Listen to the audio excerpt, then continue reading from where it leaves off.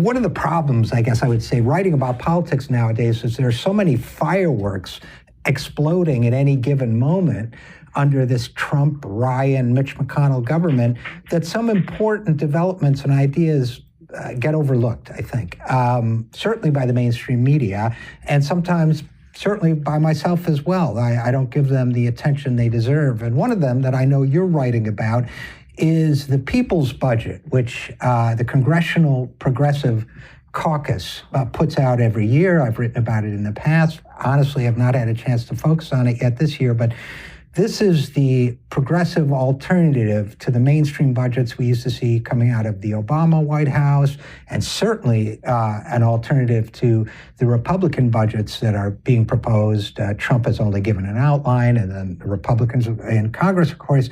So this was the incubator for, among other things, the career of Bernie Sanders, who was I believe, the first head of the Congressional Progressive Caucus when he was in the House. So, you've looked at that, right? I have. So what did you see in there this year? What were some of the high points for you? Well, first of all, you got to dig to find it, because one of the highlights of the Progressive Caucus budget is that the media simply will not let the public know it exists. The Progressive Caucus is, I believe, the largest group of Democrats in Congress. We often hear about how the Democrats are this or that. Well, there's different wings of the Democratic Party. The progressive wing, call it the Bernie Sanders wing if you want, comes up with these budgets every year to present a realistic alternative to what the country usually gets sold on. And the Progressive Caucus budget, what it does is it cracks down on corporate taxes. It adds new brackets to taxes on the wealthy, and then it does the things that we, the people, would want to see our government do. And let me give a little bit of an overview of that idea. We're supposedly a democracy where we, the people, are supposed to be making the decisions. In that form of government, we, the people, making decisions to spend money is by definition, government spending is by definition things that we want to do to make our lives better. Now, the Republican conservative corporate machine has pounded out these ideas that things like government spending is a bad thing. But by definition, if there's a democracy and we say, let's do this, then what we're doing is things to make our lives better. So here's an example of some of the things that they have in this budget. They put $2 trillion into a 21st century infrastructure program. Now, that sounds like a lot, but hold on. If you simply tell corporations they have to bring back the literally more than $2 trillion they have stashed in tax havens outside of the United States and pay the taxes they owe on that, right there you're getting almost $1 trillion at once. So and that's $2 trillion is over several years. Yeah, I was going to ask, what is it, 5 years or something?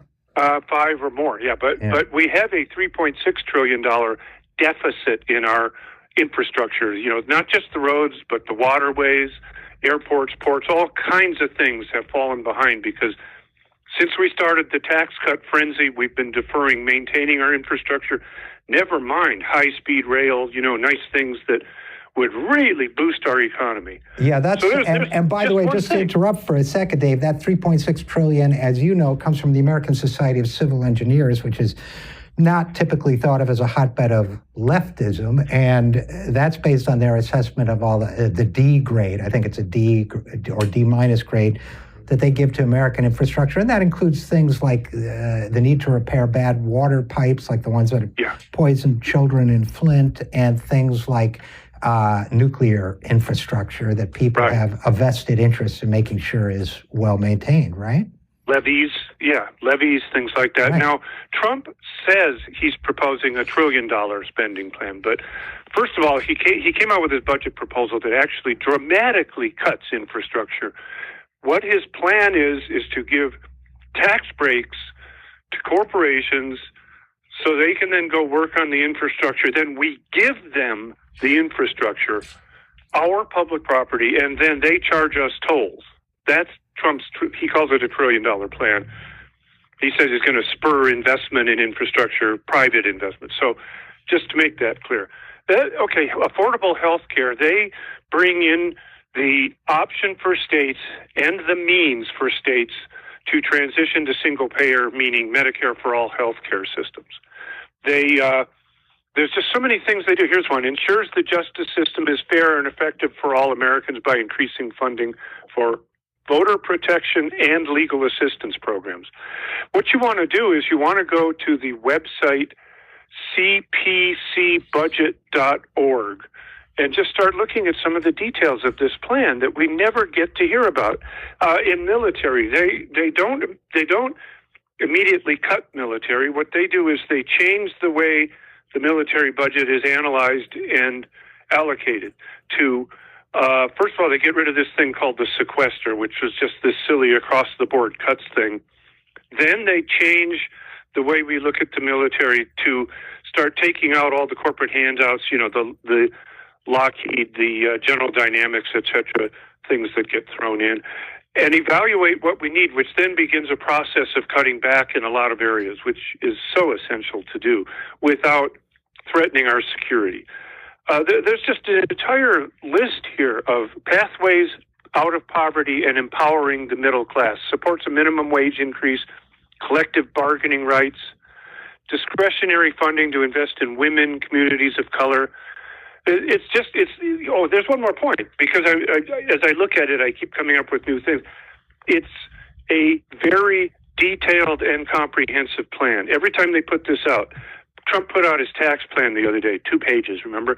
This is a detailed, comprehensive plan by legislators who understand the process, the budgeting process, and come out with a plan that we could pass immediately. And the other thing that's striking about this, and this is something that's always frustrated me about the Congressional Progressive Caucus budget, going back 10 years probably now, is that the media, the mainstream media, always dismisses it as kind of a fringe left position that they don't need to cover. But when you start looking at these individual budget items in it, most of the positions they take are the positions that are most popular with the American people. Don't cut Social Security, expand, protect Medicare, repair our infrastructure, create jobs, raise the minimum wage. On issue after issue, polling shows that this group, which is larger, I remember when they used to cover the Tea Party group caucus within Congress and its budget like crazy, but this group, which as you point out is larger,